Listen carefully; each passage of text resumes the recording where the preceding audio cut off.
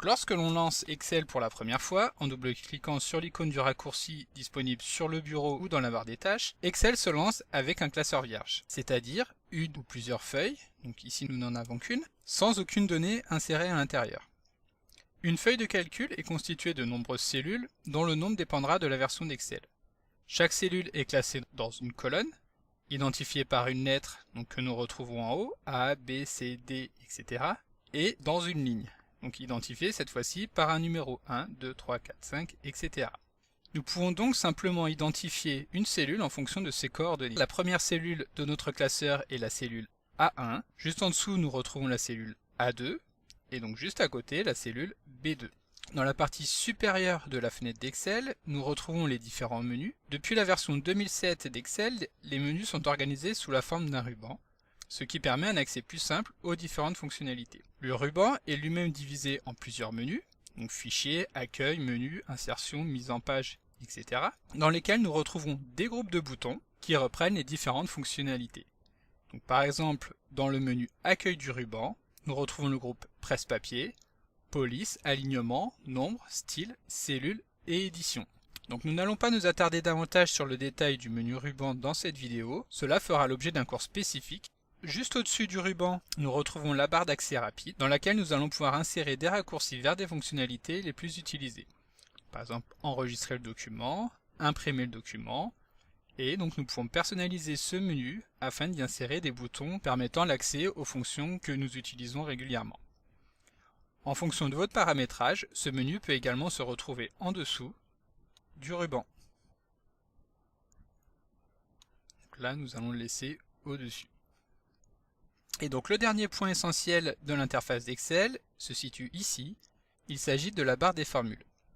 C'est la zone de saisie des informations et c'est ici que nous allons pouvoir saisir nos formules, mais également les textes, les chiffres, les dates, etc. Alors par défaut, Excel est configuré avec l'option modification directe activée, ce qui signifie qu'il est possible de saisir une formule directement depuis la cellule sans avoir besoin de sélectionner la barre des formules. Maintenant que nous avons vu rapidement comment se présente une fenêtre Excel, nous allons voir comment saisir des informations.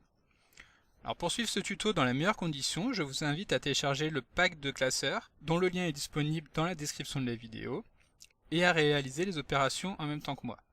N'hésitez pas à mettre la vidéo en pause et à revisionner les passages au besoin. Vous pouvez également m'adresser vos questions dans les commentaires de la vidéo, je me ferai un plaisir d'y répondre. Pour commencer, nous allons sélectionner la première cellule de notre feuille de calcul, donc située sur la première ligne qui porte le numéro 1, et dans la première colonne qui porte donc la lettre A. Il s'agit donc de la cellule A1.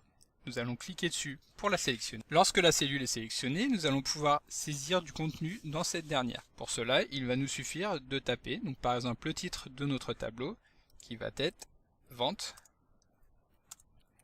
par région.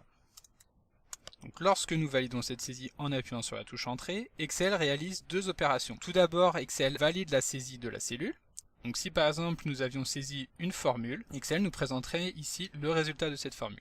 Et enfin, Excel va sélectionner la cellule située juste en dessous. Donc si par exemple nous avions voulu non pas sélectionner la cellule en dessous mais la cellule à droite, il faudrait valider la saisie en appuyant simplement sur la touche tabulation. Donc à présent nous allons revenir en dessous de notre cellule, donc sur la cellule A2, puis saisir les différentes régions en n'omettant pas de valider chacune d'entre elles en appuyant sur la touche Entrée.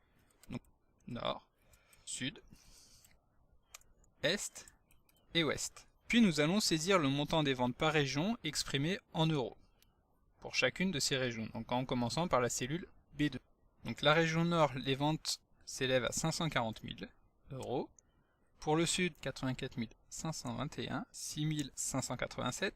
Et donc pour la région Sud, les ventes s'élèvent à 53 254. Et donc nous validons chacune des saisies en appuyant sur la touche Entrée. Maintenant que nous avons saisi nos données, nous aimerions bien connaître le montant total que ces ventes représentent. Donc pour cela, nous allons utiliser une formule d'Excel. Les formules d'Excel sont une des fonctionnalités essentielles d'un tableur, et c'est ce qui va permettre de différencier par exemple d'un outil de création de tableau qui peut être intégré dans un traitement de texte. Il faut toujours commencer la formule par le signe égal. C'est en effet ce signe égal qui permet de dire à Excel effectue le calcul suivant. Donc pour réaliser notre calcul, nous allons procéder de la manière suivante. Donc nous commençons par sélectionner la cellule sur laquelle nous voulons insérer notre formule. Donc il s'agit ici de la cellule B6 qui est déjà sélectionnée.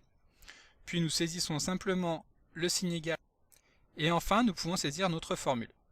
Donc là, nous voulons connaître le montant total des ventes. Pour cela, nous allons simplement saisir chacune de nos ventes avec le signe plus qui permet d'effectuer une addition.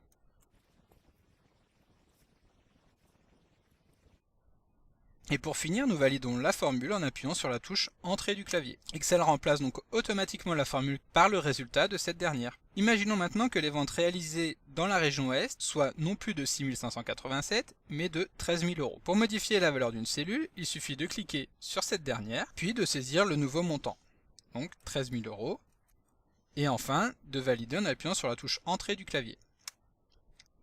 Donc nous constatons que les ventes de la région Est ont bien été modifiées. En revanche, le montant des ventes totales est à présent erroné. En effet, nous avions inséré le montant total en saisissant les ventes de chaque région directement par leur valeur. Or, la puissance d'un tableur TAC Excel réside dans le fait qu'il est possible d'utiliser des références à d'autres cellules directement dans les formules. Donc nous allons ainsi modifier la formule de calcul total en utilisant les références de chaque région. Donc pour commencer, nous allons cliquer à nouveau sur cette cellule, saisir le symbole égal, puis nous cliquons sur la première cellule que nous souhaitons insérer dans notre formule. Donc il s'agit de la cellule B2 qui reprend les ventes de la région Nord. Nous saisissons le symbole plus, puis la seconde cellule, etc. jusqu'à avoir terminé notre formule. Nous constatons qu'Excel insère non plus la valeur de la cellule, comme nous l'avions fait juste au-dessus, mais la coordonnée de cette cellule. Lorsque la saisie de notre formule est terminée, nous la validons en appuyant simplement sur la touche Entrée du clavier. Le résultat des ventes totales est maintenant corrigé et correspond effectivement à l'ensemble des ventes de chacune de nos régions. Pour tester, nous pouvons à présent modifier les ventes réalisées dans la région Nord en mettant 25 000 euros de vente. Lorsque nous validons, Excel corrige automatiquement le total. Donc ce premier cours n'a pour objectif que de présenter rapidement le fonctionnement d'Excel. Nous reviendrons bien plus dans le détail sur l'étude des formules dans un prochain cours. Le tableau que nous venons de saisir contient à présent l'ensemble des informations que nous souhaitons présenter. En revanche, nous ne pouvons pas le diffuser sans un minimum de mise en forme. Pour commencer, nous allons mettre en forme le texte de notre titre. Donc pour cela, nous allons sélectionner la cellule contenant notre titre, puis dans le groupe Police du menu Accueil du ruban, nous allons cliquer sur le bouton gras pour mettre notre texte en gras. Nous allons également souligner notre texte en cliquant sur le bouton Souligner. À présent, nous souhaitons insérer des titres à nos colonnes de tableau. Pour cela, nous allons sélectionner la ligne située juste en dessous, puis effectuer un clic droit et choisir l'option Insérer. Nous répétons l'opération une seconde fois afin d'intercaler une deuxième ligne. Bouton droit, Insérer. À présent, nous pouvons saisir le titre de nos colonnes. Donc ici, nous allons saisir la région et dans la cellule située juste à droite, le montant des ventes. Donc les ventes annuelles exprimées en euros.